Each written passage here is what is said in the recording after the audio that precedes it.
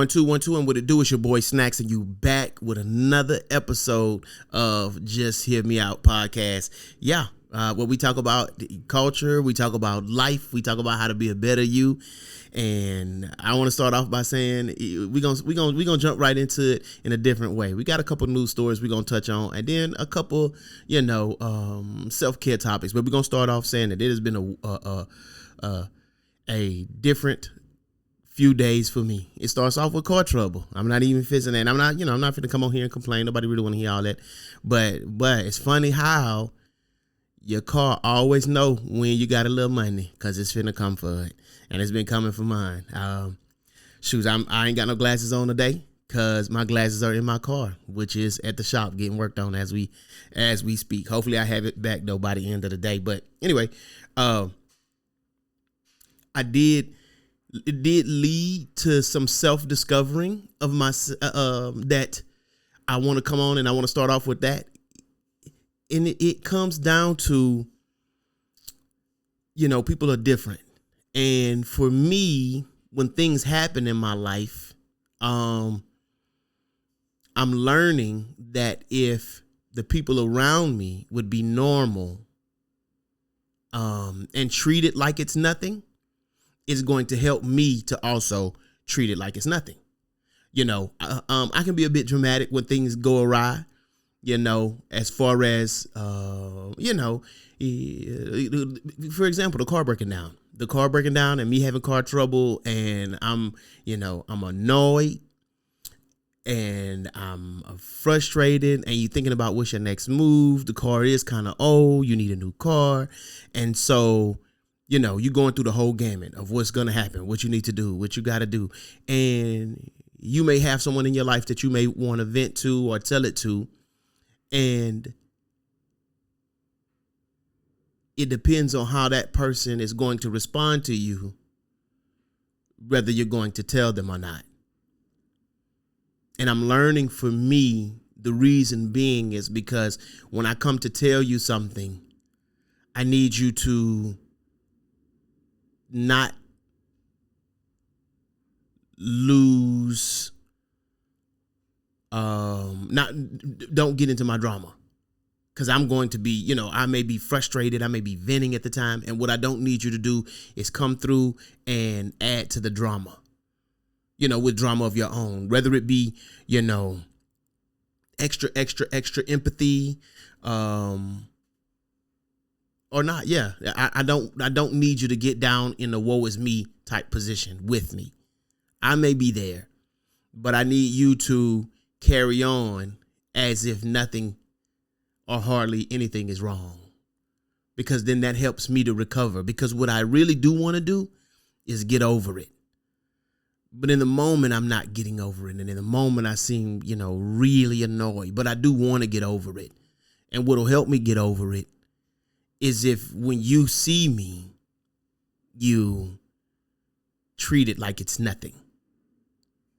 That's self-discovery for me. Because I found that whenever I tell it to someone who may get down in the drama of the thing with me, I don't really like it. It would be better if I come to you and I tell you my problems and what's going on with me, and you laugh. You know what I'm saying? And you crack jokes.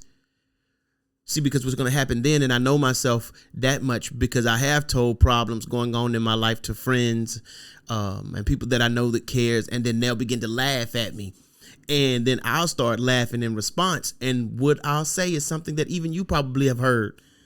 And if you know me and I've come to you with problems in my life, you've heard me say it and do it. And I'll laugh. It'll be something like, bruh, you laughing, but this shit ain't funny, bro. This shit ain't funny, bro. This shit got me messed up. And I'm laughing because I'm realizing that this must not be that bad, because you care about me. Why are you laughing at my pain? It must not be that bad. So let me chill, even though I don't feel like chilling right now. You know what I'm saying? And so this teaches me that I can convey to those that are around me, if you want to care about me when I'm going through something, It's one of two approaches in dealing with me. You can either one, crack jokes. Please crack jokes, because I'm a jokester, and you know that if you watch me at all, especially on my social media, there's a dark side of my humor. So I can be very dark. Since a kid, my mom and dad would say, DJ, you need to grow up. You need to start acting your age. Everything ain't always a joke. Everything ain't always funny. And so whenever I come to you and I'm having those type of problems, it would help me if you were to be funny, crack jokes, make light of it. Yes, I am hurting. I am annoyed. I'm bothered. But I know that it's not the end of the day. I'm venting. Or it's not the end of the world. I'm sorry. I'm venting. So, and once you crack those jokes, you're going to relieve the pressure that I'm feeling, because I'm going to start laughing. And, I still may say, but it's not funny. Why you laughing? And I will tell you that if you want to get more joy out of me, catch me when I'm frustrated. Because when I tell you them jokes is fitting to fly now, them jokes is fitting to fly. If you think that I'm funny, because some people find my humor or my pain and my delivering of that, my expression of that, to be funny. It's so many times people will be like, oh, you need to get on stage. You need to be a comedian. You'll be so funny. But what the thing is, they don't realize, and I try to tell them that, is that, okay, well, if you're in a relationship with me as any part of my, as a friend or a lover or anything, and you point me to get on that stage, please know that you finna become a part of these jokes. So if you can take me talking about us or about you in a little bit, you know what I'm saying? I'm never going to paint you as bad. I'm only going to tell it how I see it. And sometimes that may look bad, but I'm a person who understands that ain't nobody perfect. And I tell my own stuff. I mean, again, you follow and know me enough, and you'll know that this joker here, he going to tell it how it is. Even if it make him look bad, he's still going to tell it. And I still am. Because I realize that, and this may be braggadocious, but I'm sinner. And when I say that, what I mean is, I'm not ashamed, and I am comfortable in my skin, to the most part. To some degree. Now these man boobs, listen, please, yes, I need them jokes to get out for me, and I ain't gonna even lie. If there was a way I could add like maybe another 3 inches to my guy, oh. Please believe it. I do that. But other than that, though, I'm comfortable in my skin. I'm comfortable being who I am. I'm comfortable loving what I love, hating what I hate, and I don't care what anybody got to think about it, which is actually kind of leading to the next self-care thing I'm going to talk about. But we finna lead this and jump into these 2 stories that I got to talk about. But you know me that I don't care. And I would hope and wish, if I could say, because shit, Paul said in the Bible, and he didn't think he was prideful when he said it, so I'm going to say it like he said. I wish everyone were as I. And when I say that, I mean that you just didn't care what other people thought, and that you lived your life the best you thought you could and how you wanted it, and didn't care what everybody else thought, because that is literally me. And when you run into me, should you get into any kind of, long-term friendship or relationship with me, I am going to preach to you to be you, love you, do what you want to do. If it makes you happy, do it. And I am going to adjust. If I am your friend, if I care about you, I am going to adjust. So be you, however you want to be. I want you to feel comfortable when you're next to me. I am literally going to assist you in your comfort when you're next to me. That is what I bring to the friendship. But anyway, we're going to move right along. But yeah, that I'm learning that I can be, dramatic when bad things happen. And the best thing that people can do is to not enter into that with me. You know what I'm saying? Make light of it. Or when you get into my space, just do what you always do. Do what we always do when we come together, when we're around one another. Let's talk about the same stuff we normally talk about. You know what I'm saying? That's going to do me good, because what I do want is some normalization to this drama. You know, is if anybody's out there that feel me, drop a like, drop a comment. You know, speak on it. But yeah, we're gonna move on. And the first topic we're gonna talk about today is this influencer, Damon Darling, who is a social media person. He recently has been blowing up because he has been I guess a philanthropist or benevolent. I mean, he shows up at gas stations and grocery stores, and he pays off people's bills, he buys people's groceries, he pays people's gas, and he just shows up. Well, recently he got banned. Well, and let's go back. He got his start from, let's see if I can remember. He started off doing social media skits, pranks, and then it went to comedy, and he started touring around doing comedy. And then he has this coffee called Meemaws, or this brand of coffee, and he's selling it and putting it in stores. Well, funny being, he got in trouble at Walmart, and they banned him from all Walmarts. And this kind of blew up lately on social media. And the reason they said he's repeatedly violated our policies through disruptive behavior and trespassing unrelated to any charitable giving, without stating exactly what he had done to deserve the full ban. I got to digging into it, and what I learned is he got banned basically because he was bringing the camera in, and he was recording, and his jokes can be a little crass, and they didn't like his jokes. And so now folks was talking about boycotting. And he had to come and post up a video, not this Sunday, but last Sunday, to his social medias, asking us not to boycott Walmart. But the reason he asking us not to boycott Walmart is because he's trying to get his coffee in the store. I mean, to be honest, he says because he wants to have a good business relationship with them, but that would be because he wants his coffee to be in them Walmart stores. At first, I was triggered. I was bothered by it, to be honest, because I thought they was just, being an ass, Walmart and their policies. But I mean, it makes sense. They don't want him to have his camera in there, and his jokes are kind of fun. I mean, or could rub people the wrong way, but he giving out money. And if I was giving out money, my jokes would be the way I wanted them to be too. Because hey, I'm giving out money, so I can't be, being malice. I can't be saying these things just to be mean. You want this money, don't you? You better laugh at this goddamn joke. I'm just saying. So that made news. But it did make me think about how these stores can be. You know what I mean? Because you're thinking at the end of the day, he ain't doing nothing in there but buying people groceries. I mean, you gonna get his money. You want money, don't you? So why you gonna ban him from the store? And because he paying for people. But this also would be, they probably don't want them cameras in there for insurance purposes. Even though they got their own cameras in there. I mean, if anything bad come, they just gonna make them pull the cameras. If they really had to, just make them pull them cameras and show it to them anyway. But, yeah, I hope they get that worked out. Stores can be annoying with their policies. But yeah, that made headlines.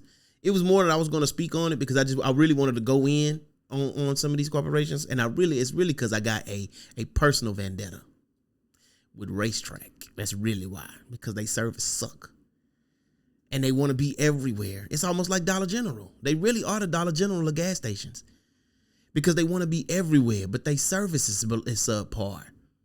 The store, because there's two of them on the street connected to my street, and they ain't but a mile and a half apart, and both of them suck. They're supposed to be 24 hours. It's not always 24 hours. They'll close in the middle of the night for whatever reason. The pumps will hardly ever work. The pumps stay on please see cashier, and when the pumps say see cashier, you finna skirt. Ain't nobody going in there for all of that. And that's when they just don't have a damn plastic bag over the unleaded pump. you go to them, and the employees don't seem to like it in there. They, drag and tail.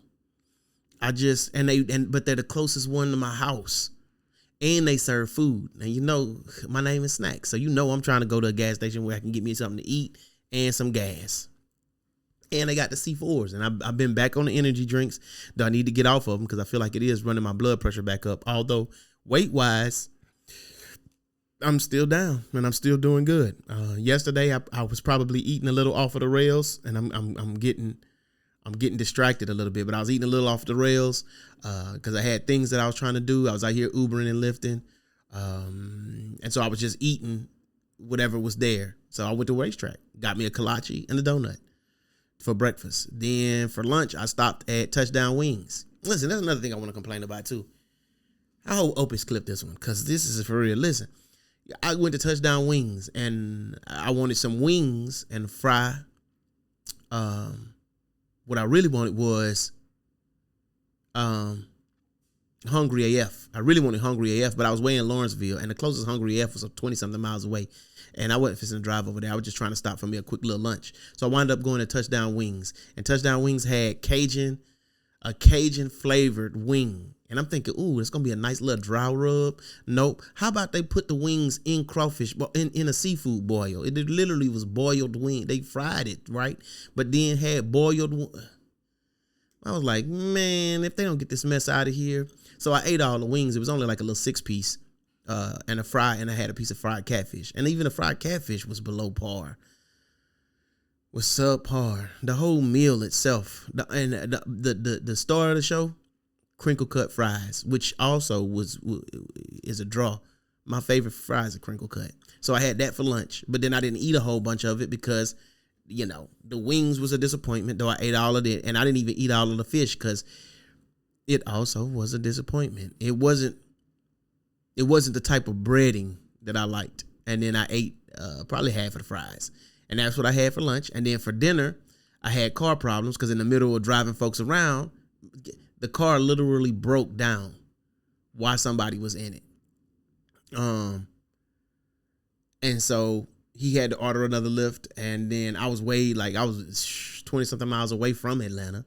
I had to have it towed. Anyway. When I came home, I didn't eat a lot. I just ate me a peanut butter and jelly sandwich. I wanted to order me some pizza. I wanted some comfort food because I was like, this some bullcorn. And I'm still going to give me some comfort food today, but it's going to be some lasagna. I'm going to just make me some of my lasagna, and I'm going to tear that up.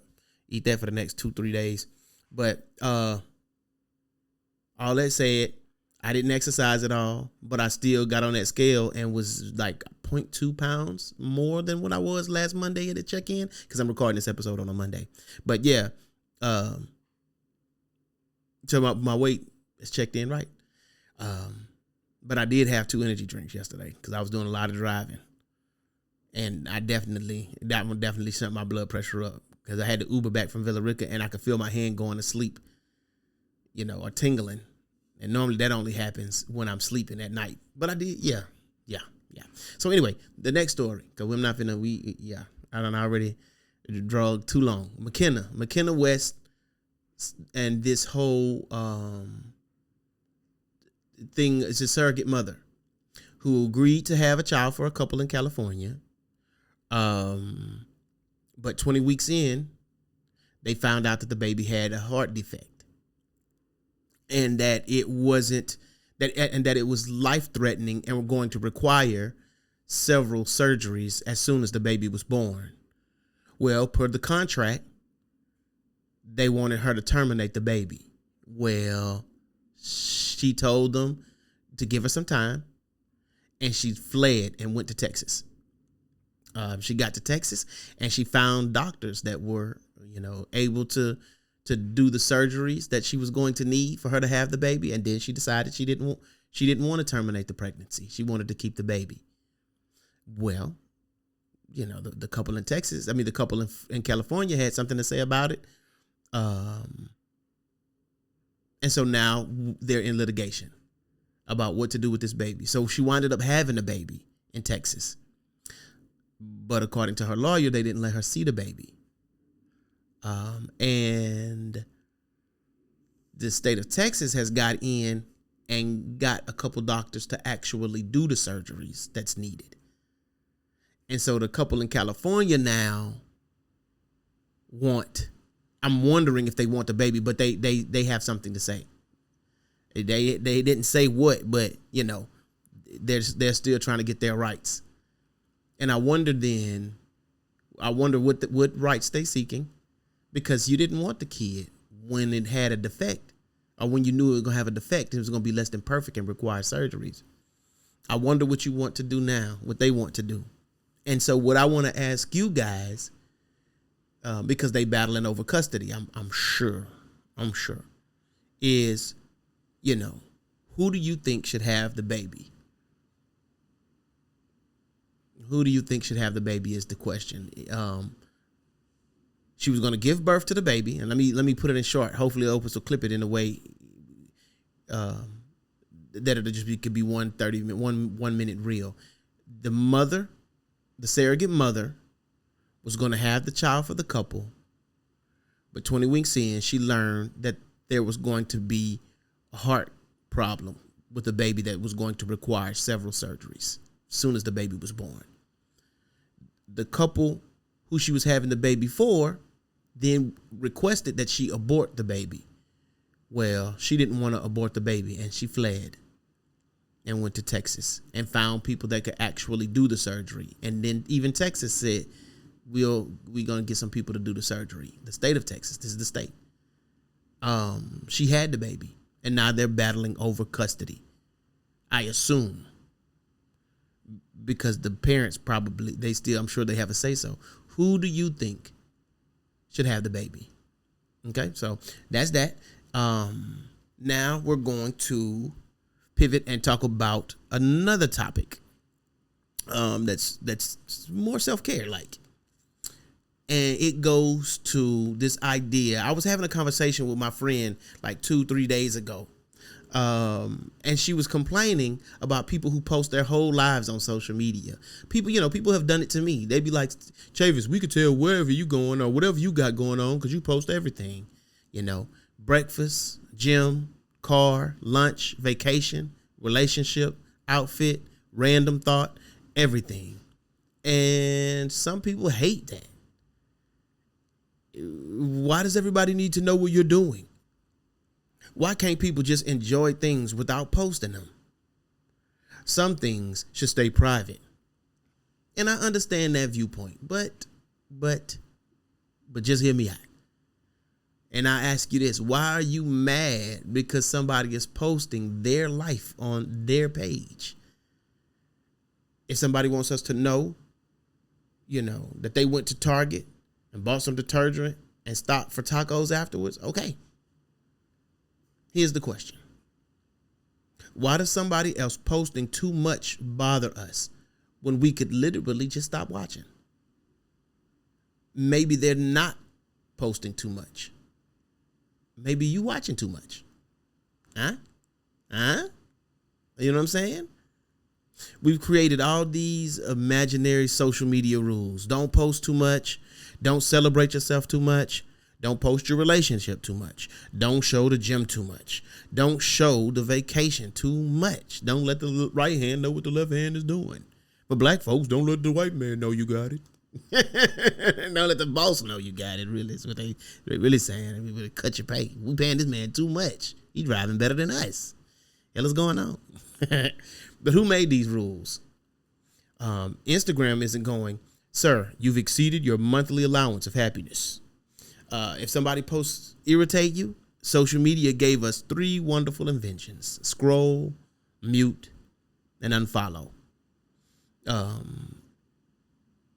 Your annoyance doesn't automatically create an obligation for somebody else to become less visible. It's their life. Somebody being too much for you doesn't always mean they're doing too much. Sometimes they're simply just too much for you. You know what I'm saying? And that's okay. But mute them instead of trying to rewrite their personality. That's just who they are. Here's the thing. And they say this. They just want attention. Maybe. And if they do, Why do we act like enjoying attention automatically means you're insecure? Human beings like being acknowledged. You like being acknowledged. I mean, if nowhere else, at work, for the work that you do, right? You know what I'm saying? You put on a nice outfit and somebody says, you look good. Most of us don't respond. Please stop validating me. I have achieved complete emotional independence. Yeah, right. Who says that? You say thank you. There's a difference between enjoying attention and needing attention to feel valuable. Those aren't the same. Now, let me repeat that. There's a difference between enjoying attention and needing attention to feel valuable. Those aren't the same.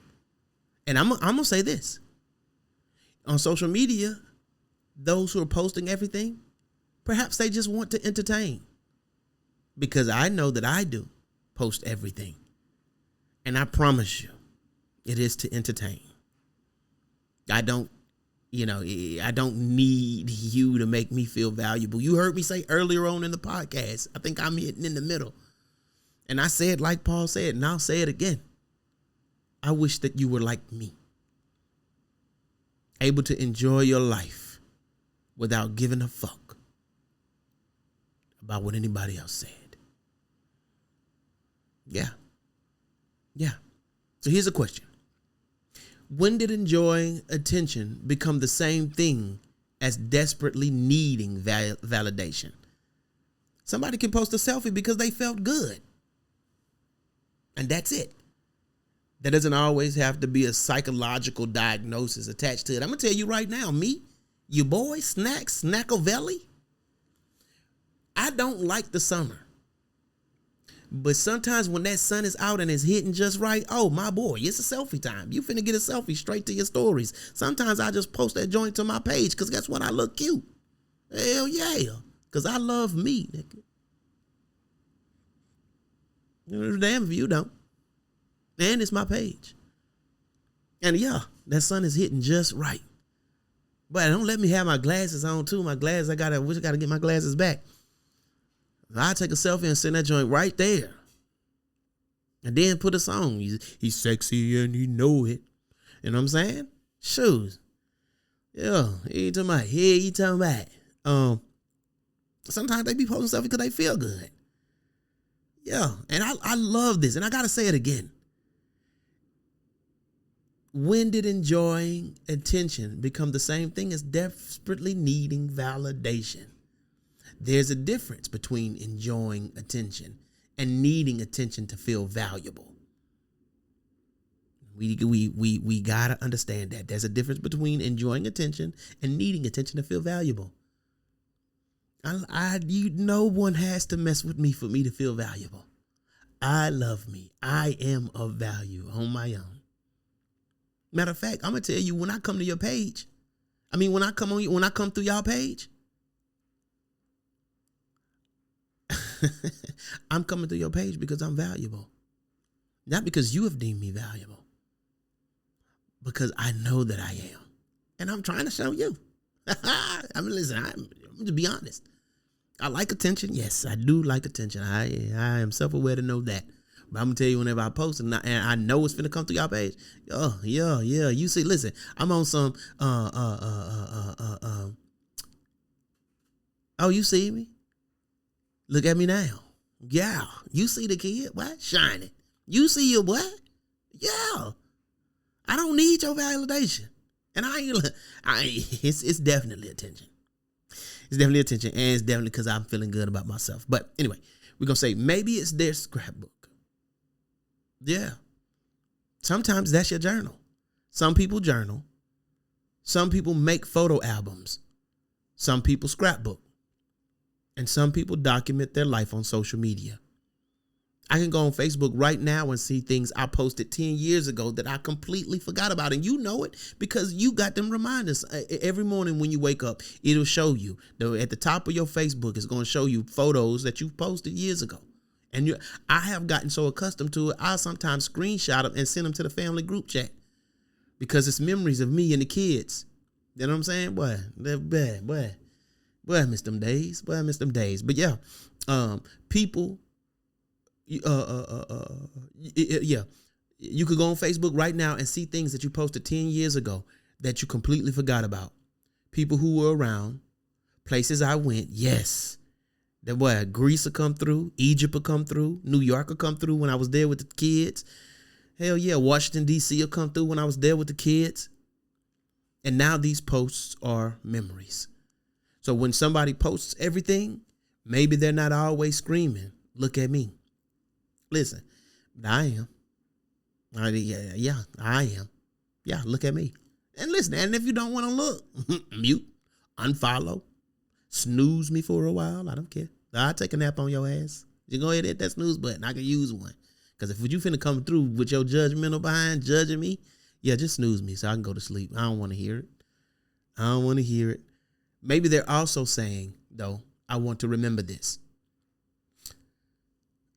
Some of the things people accuse us of posting for attention may eventually become the memories we're grateful we documented. And yeah, you can keep everything in your camera roll. But if somebody else sharing it too, why shouldn't they? You know what I'm saying? Just live in the moment, some will say. Then there's put your phone down and live in the moment. Why can't I do both? I can enjoy the concert and record my favorite song. I'm going to tell you right now that I almost think it's a vibe for you to go live when you're at the concert. You're enjoying the moment and going live. Or record it to your stories. Is that also not a part of the moment? Is not making the memory digitally also a part of the moment? Take the stick out of your ass. And broaden your horizons. Think deep, think a little deeper. It don't just got to be one way. You know what I'm saying? I can enjoy the concert and record my favorite song. I can enjoy vacation and take pictures. I can enjoy dinner and photograph it before I tear that plate up. Man, come on. Now, y'all know me. I'm going to do that. Now, if Beyonce is 6 feet away and you spend the entire concert looking at Beyonce through a 4-inch phone screen, I can see you may need an intervention. But recording something doesn't automatically mean you weren't present. For some people, documenting the moment is a part of enjoying the moment. Didn't I just say that? Didn't I just say that? Part of going live is the moment. Part of, oh yeah, my story's gonna love this. Look where I'm at. Let me send that. They're gonna love it. It's entertaining. It's entertaining. Question. Who gets to decide what being present is supposed to look like for somebody else? Your version of enjoying life doesn't automatically have to become mine. And listen, it's a song, right? What was the song? Matter of fact, it's a Williams Brothers song. Y'all might be too old too young, and some of y'all didn't grow up in a church like I did, but it says, sweep around your own front door before you try to sweep around mine. Well. Anyway, I might have to play it later when I get out when I get off the show. Anyway, another thought is maybe the post isn't the problem. Here's where it gets interesting. Somebody posts vacation, they're showing off.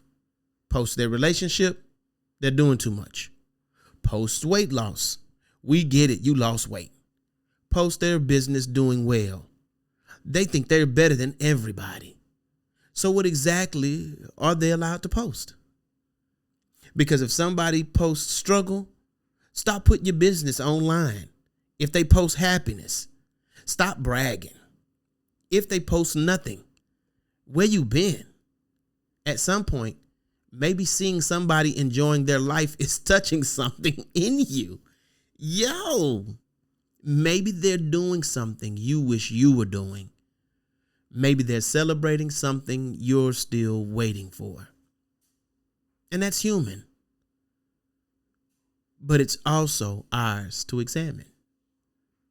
Sometimes the healthiest response isn't asking somebody why they're showing off.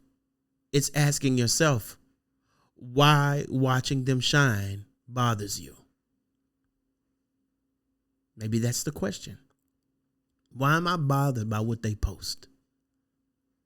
That right there. That's self-care too.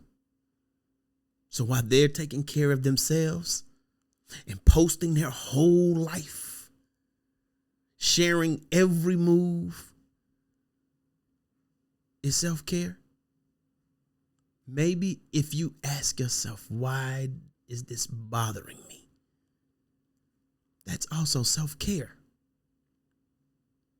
So take care of yourself instead of worrying about how other people's taking care of themselves. Love on you a little bit to ask yourself, why does this bother me? Why do I even care? You know what I mean? Anyway, we can keep going. Yes, there are boundaries. Now, don't get me wrong. Now, posting your life doesn't mean post recklessly. Obviously, there are things to consider. Your safety, your kids' privacy, other people's personal business, real-time locations, employment consequences, posting when you're angry. Privacy does matter. Consent matters. Safety matters. But that's different from you post too much. You might want 95% of your life private. Someone else may be comfortable sharing most of theirs. Neither choice automatically makes one person healthier. And you need to remember that. You might want 95% of your life private. Someone else may be comfortable sharing most of theirs. Neither choice automatically makes one person healthier. Privacy is a personal boundary. It doesn't have to become a rule everybody else lives by. So be private. Be private. Now, I'm going to tell you, but be thankful that not everyone is. Because if everyone was private, how would you know what's acceptable and what's not? I mean, you could be, I could ramble, but yes, I was making a pitch for community. I was making a pitch for community about getting along with one another. This is why it's not good for people to be an island unto themselves. But anyway, that's a whole nother topic. The self-care part. And that's where the boundaries, and that's where this becomes my self-care moment. Self-care doesn't always have to mean delete the apps, go offline, move in silence, disappear for 6 months. Sometimes self-care can mean stop worrying about whether somebody thinks you're doing too much. You ran your first mile, post it. Got a promotion, post it. You look good today, post that picture. That sun is in your face and post it. You lost a few pounds, post it. You took 36 pictures in Jamaica, give me the slideshow. I'll decide whether I want to watch it. That's my responsibility. Here's a question. Why should somebody shrink their joy just because somebody else thinks they're celebrating too loudly? Celebrating too loudly.